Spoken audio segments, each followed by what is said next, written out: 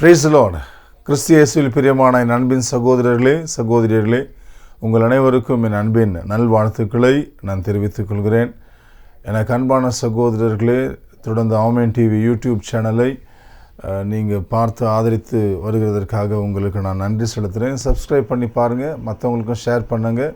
Share பண்ணுறவங்களுக்கு நான் சொல்லக்கூடிய ஒரு விஷயம், ஒரு ஷேர்லிங்கில் என்ன நடக்க போகுது அப்படின்னு நீங்கள் நினைக்கலாம். அந்த ஷேரில் தான் ரொம்ப முக்கியமே இருக்குது. காஸ்புல் ஸ்ப்ரெட் ஆகுது, ஒரு ஆத்தும அறுவடை உண்டாகும். அல்லேலூயா.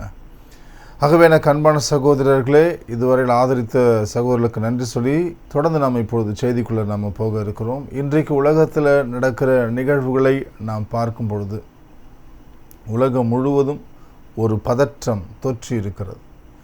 எங்கு பார்த்தாலும் ஒரு கலக்கம் இருக்கிறது மக்களுக்குள்ளே. இன்றைக்கு உலகத்தில் நடக்கிற நிகழ்வு என்ன? இந்த புத்தாண்டு ஆரம்பமே யுத்தத்தில் ஆரம்பித்திருக்கிறது.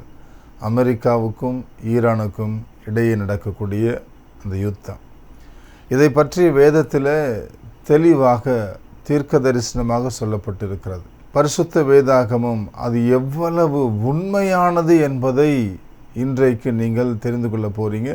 உலகத்தில் நடக்கக்கூடிய ஒவ்வொரு காரியமும் பரிசுத்த வேதாகமம் சத்தியமானது, அது உண்மையானது என்பதை எல்லாரும் ஆராய்ந்து பார்க்க வேண்டிய, தெரிந்து கொள்ள வேண்டிய ஒரு அவசியம் வந்திருக்கிறது.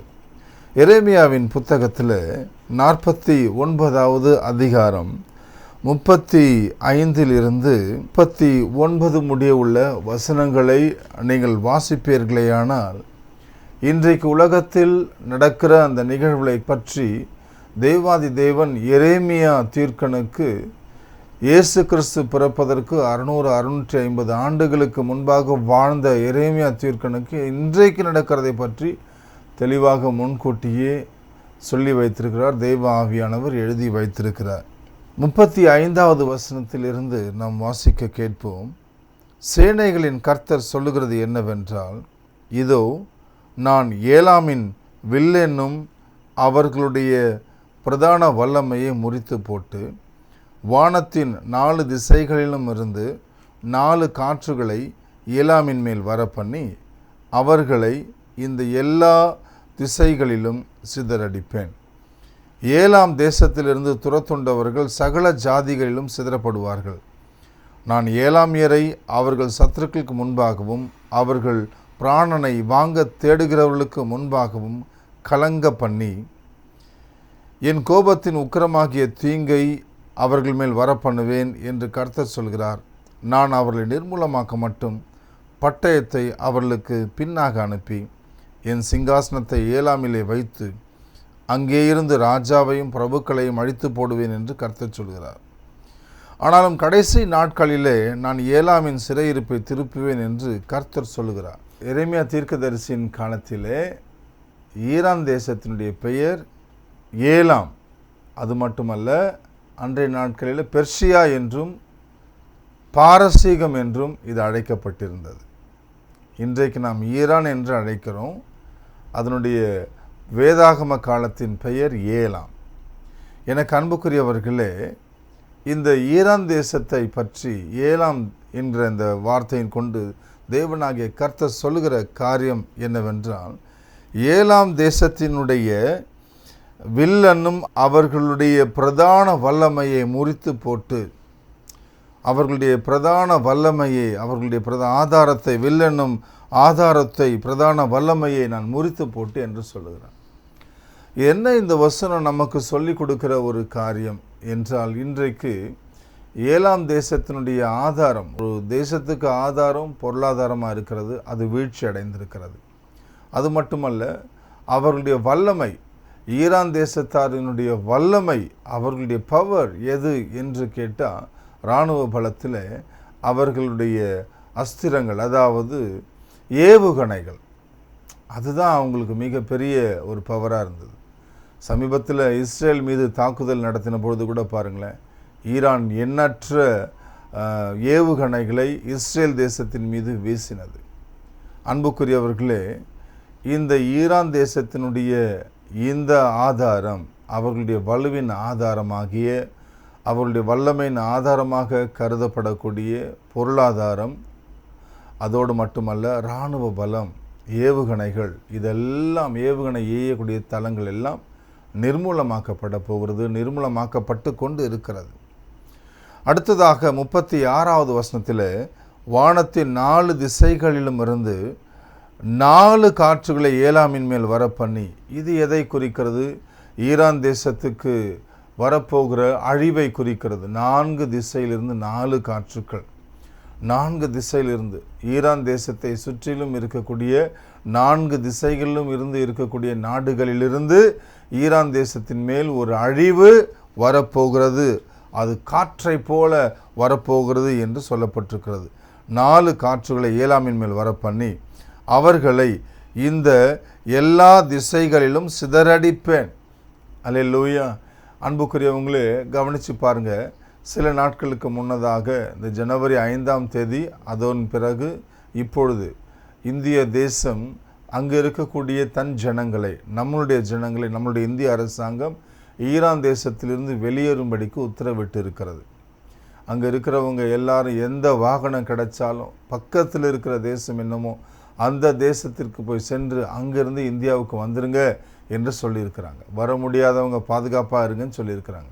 எந்த வாகனம் கிடைச்சாலும் நீங்கள் அங்கேருந்து தப்பி வந்துருங்க என்று இந்திய அரசாங்கம் நம்முடைய இந்திய மக்களுக்கு ஒரு அழைப்பை கொடுத்திருக்கிறது, ஒரு எச்சரிக்கையை கொடுத்திருக்கிறது. அதே போல் அமெரிக்காவை பாருங்கள். அமெரிக்க அரசாங்கம் கூட தன் ஜனங்களுக்கு சொல்லியிருக்கிறது, அங்கு இருந்து அமெரிக்கர்கள் அனைவரும் எப்படியாவது வெளியேறிவிட வேண்டும், பக்கத்தில் இருக்கக்கூடிய தேசங்களுக்கு சென்று தஞ்சம் புக வேண்டும் என்று கேட்டிருக்கிறது.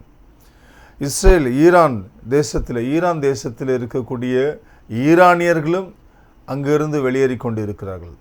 ஈரான் தேசத்தினுடைய சொந்த மக்கள் அகதிகளாக அந்த தேசத்தை விட்டு அவர்கள் 4 திசைகளிலும் எங்கு எப்படியாவது மற்ற தேசங்களுக்கு சென்று சேர்ந்து விட வேண்டும், தன் உயிரை, தன் பிள்ளைகளை, தன் குடும்பத்தை எப்படியாவது காத்து கொள்ள வேண்டும் என்று சொல்லி தப்பி பிழைத்தால் போதும் என்று அவர்கள் தெரித்து ஓடிக்கொண்டிருக்கிற, அகதிகளாய் ஓடிக்கொண்டிருக்கிற ஒரு நிலைமை.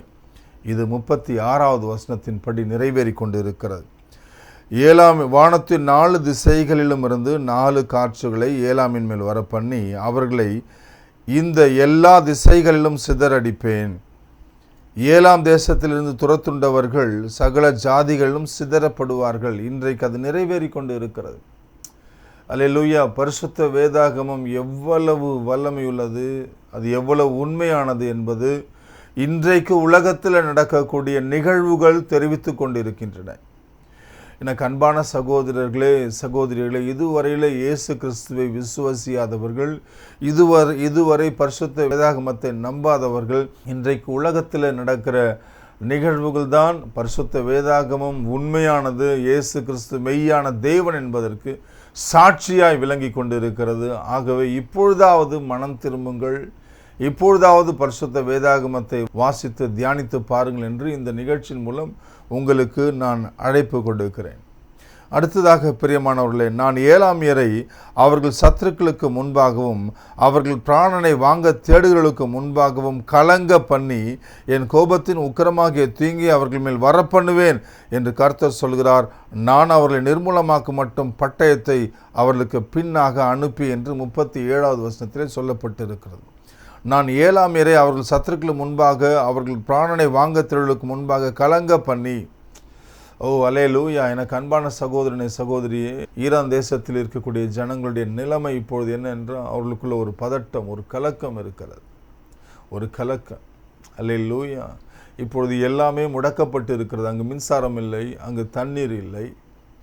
ஒரு விதமான மனசோர்வை உண்டாக்கக்கூடிய ஒரு மறைமுக யுத்தம் ஒன்று அங்கு நடந்து கொண்டிருக்கிறது. மறைமுகமான ஒரு யுத்தம். Praise the Lord. Hallelujah.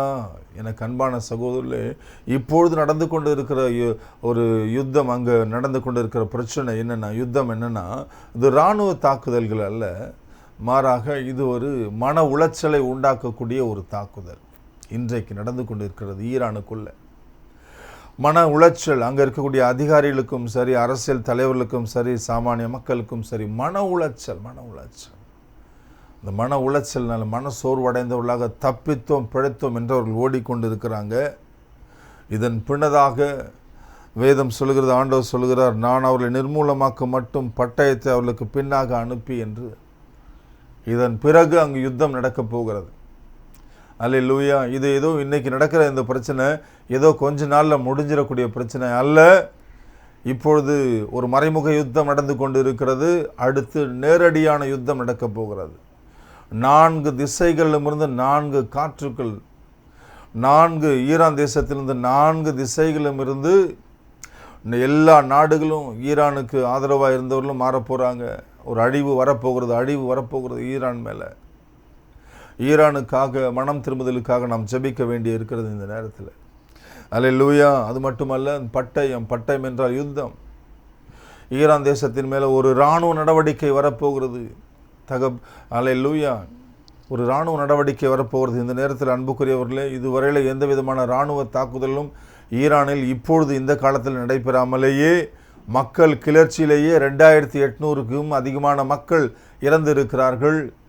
Iran தெருவீதி எங்கும் ஒரே பிணங்களாக அடுக்கி வைக்கப்பட்டு இருக்கிறது என்று செய்திகள் சொல்லுகின்றன. அப்படியானால் இன்னும் இராணுவ தாக்குதல் நடந்தால் அந்த தேசத்தின் நிலைமை என்னவாக இருக்கும் என்று சற்று ஆராய்ந்து பாருங்கள்.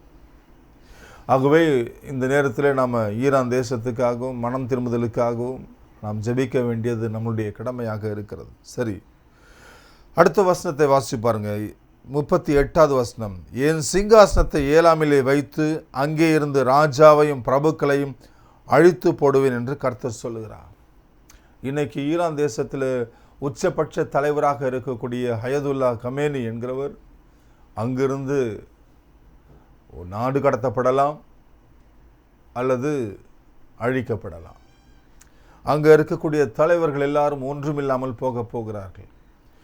ஈரான் தேசத்திலே தேவனுடைய ராஜ்யம் வரப்போகிறது. என் சிங்காசனத்தை ஏலாமிலே வைத்து என்று கர்த்தருடைய ஆளுகை அங்கு வரப்போகிறது. கர்த்தருடைய ராஜரீகம் ஈரான் தேசத்திலே இந்த நிகழ்வுகளுக்கு பின்பாக வரப்போகிறது. ஈரான் தேசத்தில் இவ்வளவு பெரிய அழிவுகள் வந்தாலும், இன்றைக்கு இவ்வளவு பெரிய வேதனைகள் நடந்து கொண்டிருந்தாலும், கடைசி நாட்களிலே நான் ஏலாமின் சிறையிருப்பை திருப்புவேன் என்று கர்த்தர் சொல்கிறார். அங்கு ஒரு எழுப்புதல் வரப்போகிறது. அல்லேலூயா. ஈரான் தேசத்திற்குள் ஒரு எழுப்புதல் வரப்போகிறது. ஈரான் தேசத்திற்குள் கர்த்தருடைய ராஜரீகம், ஆண்டவருடைய வல்லமை, அதிகாரங்கள் வெளிப்பட போகிறது.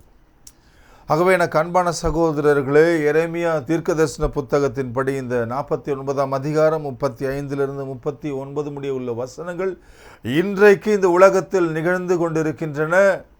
இந்த உலகத்தில் இப்பொழுது நிகழ்ந்து கொண்டிருக்கிற இந்த நிகழ்வுகள் பரிசுத்த வேதாகமம் உண்மை உண்மை உண்மை என்று சாட்சி சொல்லிக் கொண்டிருக்கிறது. இயேசு கிறிஸ்து வரப்போகிறார் என்பதையும் தெளிவுபடுத்தி கொண்டிருக்கிறது. இந்த வசனங்கள் இன்றைக்கு நிறைவேறி கொண்டு இருக்கிறது என்றால், ஆண்டவராம் இயேசு கிறிஸ்து வருவேன் என்று சொல்லியிருக்கிறாரே, அவர் வரப்போகிறார் என்று சொல்லியிருக்கிறதே வேதாகமம். அப்படியானால் அந்த காரியமும் நிறைவேறத்தான் போகிறது. நிச்சயம் அது நடந்து முடியும். அவரை சந்திக்கும்படிக்கு நாம் ஆயத்தப்படுவோம். மன மகிழ்ச்சியோடு அவரை வரவேற்கும்படிக்கு காத்திருப்போம்.